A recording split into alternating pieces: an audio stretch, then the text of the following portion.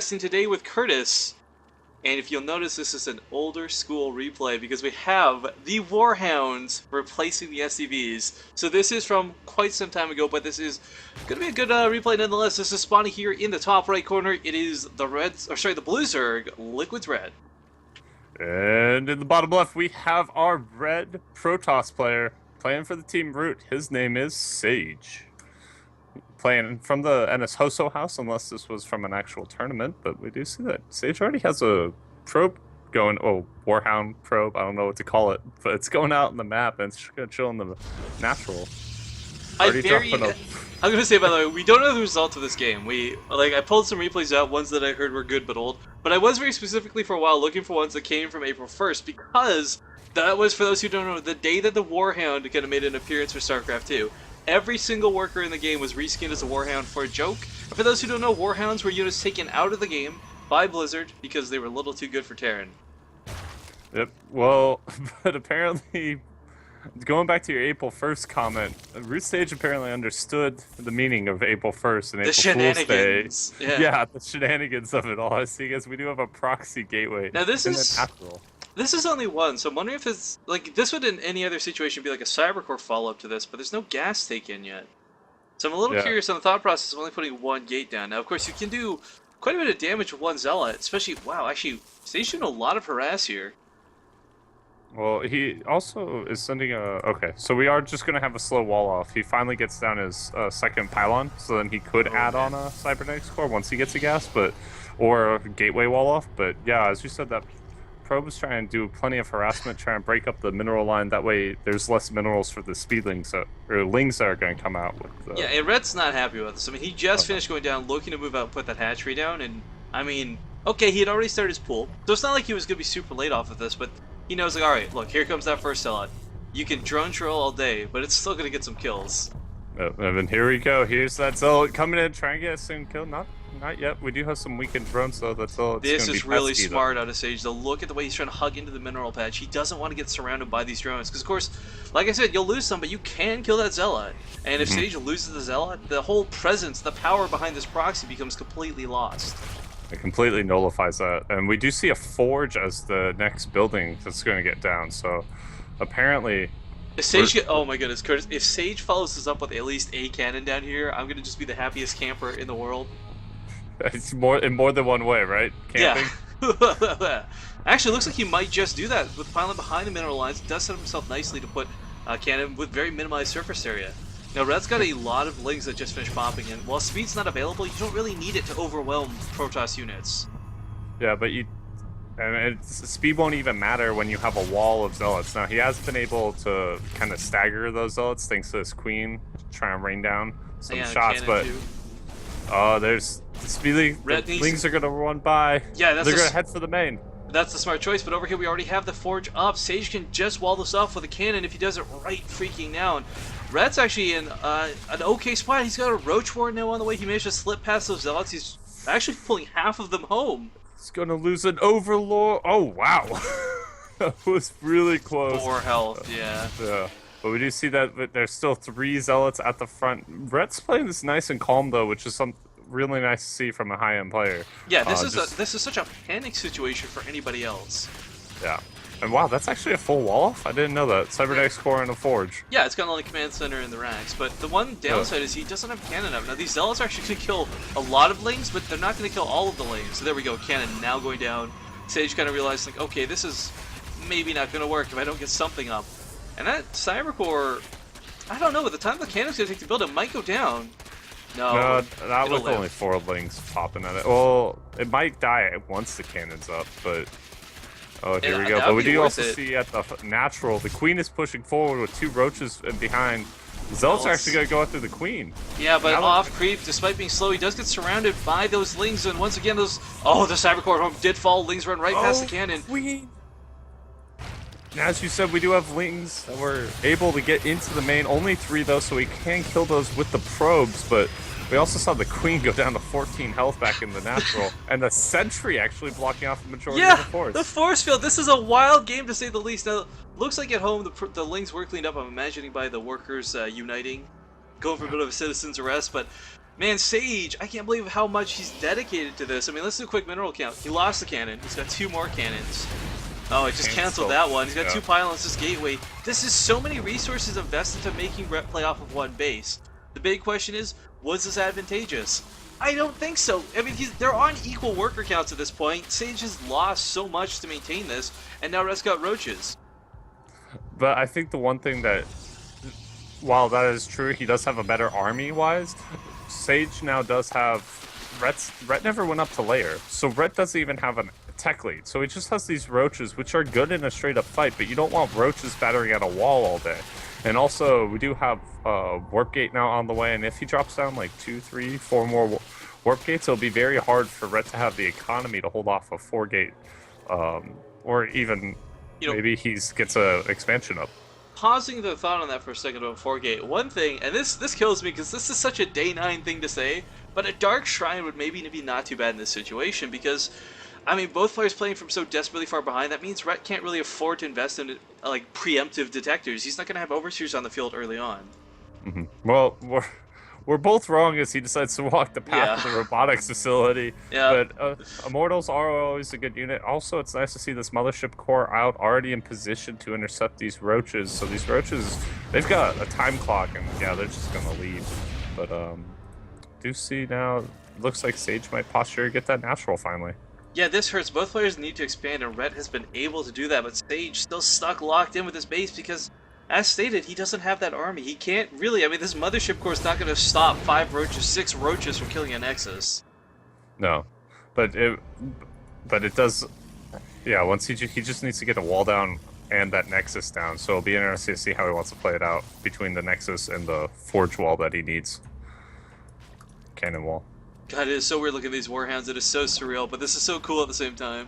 Yeah, I like that they did that though for just for April Fool's Day, you know. Well, this to me brings up the whole topic of skin sales. Like League of Legends, Dota 2, they both do it, where there's sort of this not really pay to win element, but there is a pay to play in the or not even pay to play. Sorry, what am I saying? Your microtransactions is what I meant to say, because it's all aesthetics. There's no, like, you're not going to win a game because you have Warhound-looking SCVs or drones or probes, but it makes the game cooler. And I tell you, Curtis, I'm not a guy with a lot of money. I would totally dump $10 on a skin for an SCV. The only skin I would ever have an issue so far, though, is the Ling skin. Because if you've ever... Ling versus Ling battles get a little bit ridiculous with all those wings, so it would also be nice to, like, turn off your opponent's skins, you know? So that way you don't have to see his skins. Yeah. Because, I mean, dude, why should they care if I can see that they have Warhound SCVs or not? Like, that's your own. You get the Terrace, you get the Thor for the collector's editions. I mean, yeah, it's cool things. But all right, like getting back into this, we got a Spire coming out of Rhett, and I actually really like this choice because while Sage is getting a Stargate, unless you've got 2 Stargates on the field, you're not gonna hold Mutalisks very effectively. Even with a lot of Stalkers, Mutalisks in mass kind of win. Yeah.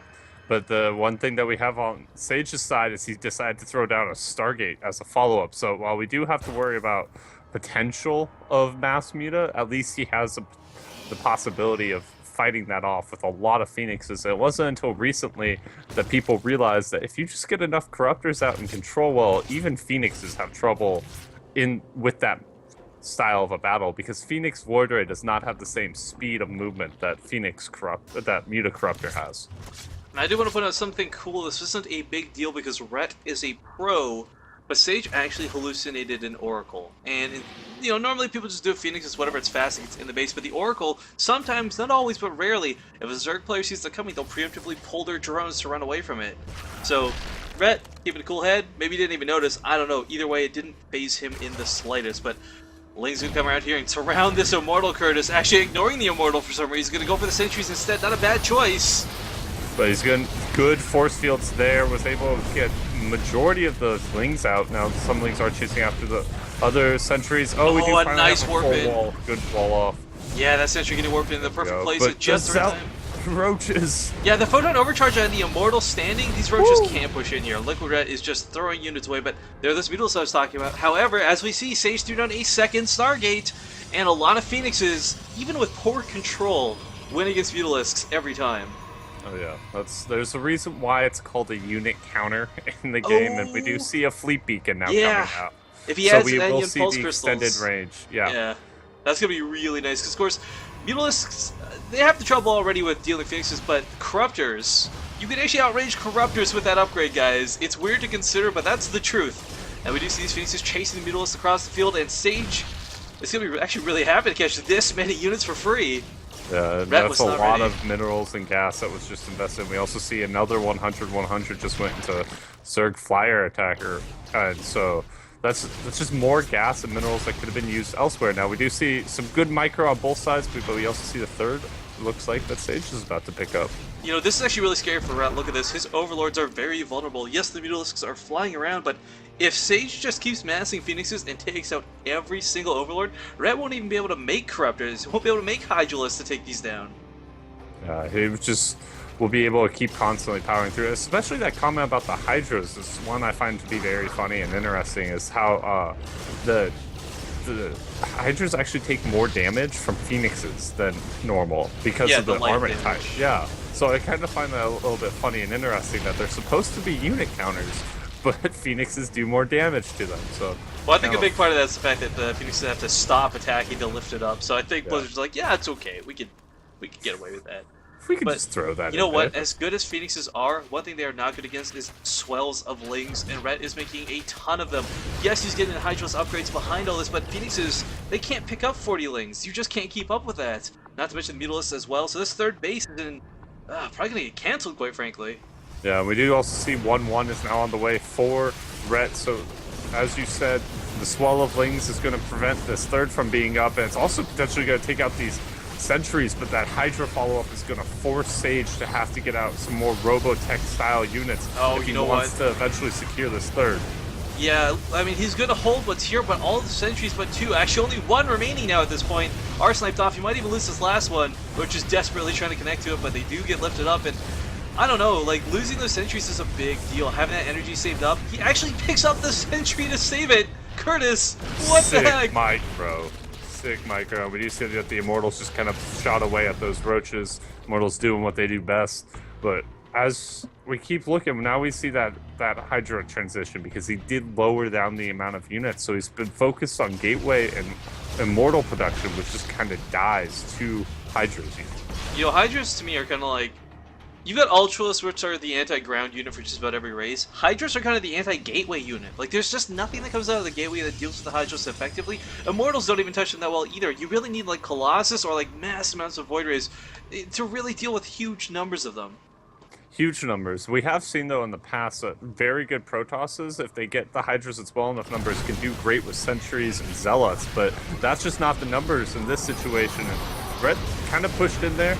Maybe not have the mass that he wants just yet, nor the positioning as he's trying to push up a ramp versus Protoss, especially the force fields, as they can just kind of cut apart the army. And one thing I'm a little worried about here is this Phoenix count is still, it hasn't been touched at this point, Curtis. They've been doing a lot of damage, and yeah, they're low, but that's that shield, man, it just keeps regenerating. These Overlords, like I said earlier, oh my god, will he get a bunch? Baby. He could slaughter all of them. The Hydras are on the other side of the field. They don't have muscular augments just yet, so he can't even turn around. It just kicks in, but he's going to go offensive.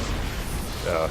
And but the one thing that Sage has going against him at the moment is, while yes, he could take out a lot of Overlords, we do see a lack of upgrades now from Sage, as it's 0-0 versus a potential 2-2 on the way. That is a huge point. Thank you for pointing that out, Chris. I did miss that, but I mean, look at the supply problems here for Red he's going to run into. He's already had to remake a bunch of Overlords. He's not quite been blocked yet because he overmade a lot, but I think that was in anticipation of these Phoenixes.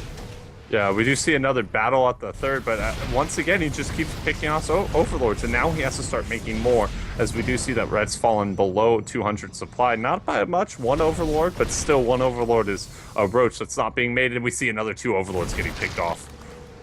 This is gonna just suck if you let Sage get out hand like this, because between Photon Overcharge and Force Fields, there's no way for Ret to break this. His army's going to be cut into a quarter every single time and just picked away at. And eventually, these Phoenixes will be able to come around and start picking up the Hydralisks, and when there's no Hydralisks left, the end of the Roaches is going to be nigh. Yeah, but the one thing that Rhett has not done yet that he still could do if he wanted to really break this position rather than trying to force it into a fight in the midfield. As we do see another engagement, good force fields down, good pickup by the Phoenixes, segmenting some of the Hydras away. Oh my god, Rhett is getting slaughtered here is what this boils down to. And because of like the loss of Larva, I mean the queen was picked up and actually wasn't killed, but the inject's probably a little bit far behind as we see a lot of energy on some of these queens. Red is actually doing I take that back. Red's doing an amazing job with injects. A lot of these queens are actually down on energy. Just that one I had looked at earlier. Yeah. I would like to see Rhett go for Baneling drops though here in this situation now. He hasn't seen any Colossi at all. Oh he hasn't seen very many Stalkers, and Baneling drops would actually be the thing that would kill off a majority of these units because the Hydras would range the Phoenixes behind the Overlords so that they would stay safe until the very last second. I agree with that point, Curtis, but we finally have those Phoenixes being picked out. But I want to point out, look at the resources lost tab here for just 1 second. What? That's I mean, huge. That is absurd. But that's the cost of throwing his army away in the south like that. But the good thing for Red at this point, the Phoenixes are now pretty much non-existent. Yes, Sage is remaking them, but for the time being, he's got this window of opportunity where he can breathe. But oh no, those force fields again, and a time warp. He's trying to come in behind with 2 Rogers. Not really the best flank. Oh, the Mothership Core is so low, but finally the Hero Colossus coming in at the last second. It's going to drive this army back, and with an overwhelming number of Immortals as well, so Roaches just Phoenix are not the unit of choice. Well. Phoenix is doing work. They're doing that lifted, brah. More than anything else, I really wish Rhett would have started incorporating some Vipers with his army. At this point, with the amount of force fields he's had to deal with, forget the Colossus, forget the Immortals for a second, start abducting the Sentries, man, because this is just not working out for him the way he's doing. You can't brute force with Roach Hydra. Yeah, and I think this is one stylistic issue that Rhett has faced in the past, is he just eventually, he's so good and used to macroing large number of units out that he ends up trying to brute force sometimes too much. And, we talked about those upgrades probably being problematic for Sage, but I mean, Rhett with a massive upgrade lead still can't even take on this army. I mean, the Immortals are still standing. There's 4 of them, for God's sake. Yeah, that's the power of the Immortal, ladies and gentlemen. It sits back there and it just dishes out DPS. Aptly named, I guess, for this game, but I mean, okay, he lost his 5th base, but he's already on 4, and that was nice before, except Sage also has 4, and you never want to be on even bases with a Protoss player. Your economy is a Zerg. Like, a lot of people, the whole point of a Zerg force is they're mobile, and you can afford to throw away units, but Rhett is throwing away a little too many units. Mm-hmm. I don't, and Sage has been expertly just trading. Not necessarily getting rid of units, but trading perfectly, because he's been trading cost efficiently, as we saw when we looked at that resources loss tab, and at the rate that this is going, Sage would just bowl over this army once he maxes out. I want to point out, we also have a very liquid Rhett amount of drones currently on the field, 90. I mean, that's really going to be hurting his army count when he's trying to take on these Immortals and head-on even fights. I mean, if he could have an extra 4 or 5 Hydralisks even, it could be a big deal, but oh, it does bait the force fields this time, finally engaging the army the way he needs to. Bait out that energy, back off, bait out the energy, back off, and then hit somewhere else. I do wish... Yeah, continue. I was just saying, that's all it comes down to. I mean, if he's not going to incorporate Vipers, he has to somehow deal with the Sentries. The Sentries are the scariest part of this army, it's not even the Immortals. Yeah, we're finally seeing, though, that good Zerg concave that is a force concave, but the force fields are preventing that from really taking effect here, and This is a lone Colossus doing this amount of damage. The Photon Overcharge is slaying Hydralis, it's slaying Roaches, and the Stalkers, actually the Stalkers are completely unnecessary. The Immortals still stand. Curtis, this is an unbreakable army coming out of Sage. I don't know why, but every time I see Immortals doing work like this, all I can think of is just In Control, where it would used to sit there and be like, please come into death. And he's just sitting there pumping both arms, and it's just... It seems to be the iconic Immortal moment is when they can just sit there in the back and dish out huge amounts of damage. You know, there's a little bit of troll mark there from Katz, but he makes a really good point about this. Rhett has sat on layer for too long. That's why there's no Vipers on the field at this point. That's why he doesn't have the 3-3 or anything else to really just power through Sage with. Yeah, we do see. And that's, as you said, power through Sage with. That's game breaking. Imagine if he could cut down a few of these Immortals with Vipers and then do a tech switch into Ultralisk. Curtis, he has Corruptors coming out, and still, it's not even the Colossus that are this problem for him. They're a huge They're an issue, there's no questions about it, but look at the amount of Stalkers on the field. Those Corruptors are going to die so quickly. The Sentries are going to zone out the Hydralisks. I mean, Sage, as long as he doesn't fight in the open, you know, as long as he's got this sort of concave here, or at the ramp, or anywhere, he's going to take this fight. Yeah, and with the +2 on the units as is, it's just tearing through the Zerg force like a hot knife through nice butter. blink forward. Does pick off another Corruptor or two. Phoenix is now coming back. Phoenixes come back. And the engagement, good force fields once again from Sage, and he continues to do work. The Phoenixes are actually causing the AI to bug out on the Corruptors. Finally, all the Colossi are down. But does it even matter? Look at the ground forces. Red has nothing. He's trying to make 19 Hydralisks right now. These Spine Crawlers are going to go down so quickly to the Immortals and to the Stalkers. And you know what? Blink Stalkers alone are going to be enough to deal with this army. Forget the Immortals. But we did see the end of all the Phoenixes, so now Brett doesn't have to worry about his Overlord rally points as much. We did see that the Colossi are all dead, so we can build more Hydralisks. And now Brett's going to push in here, and as we said before, Hydralisks do good versus the Gateway units. Let's see if they can pull it off here. +2 versus +2 attack from the Protoss, but it looks like Sage just has enough. Or this could is the gonna remax on Roaches make it happen? I don't think so, because the Immortals are still standing. Maybe if he had sniped off the Immortals, he could try a remax on Roaches and just overpower the Stalkers, but this game, with as much action has been going on here, I still can't get over the fact that Rhett is still on layer. GG is called. And a really good game from both sides, if I do say so myself. Yeah, Sage made so many smart decisions in that game. I know we're kind of putting a bit of blame on Rhett there towards the end, but really, that was a lot of Sage's decision-making that kept Rhett where he was. Can you imagine if Rhett had not been pressured with those Phoenixes or not been assaulted and just been allowed to take 6 bases and go up to Hive? We could have seen a completely different game. Very much so, especially knowing Rhett and his droning abilities and as that boy love economy, as we saw with the 90 drones at some point. Okay, guys, well, thanks for listening to the broadcast. Hope you enjoyed it. We'll catch you later.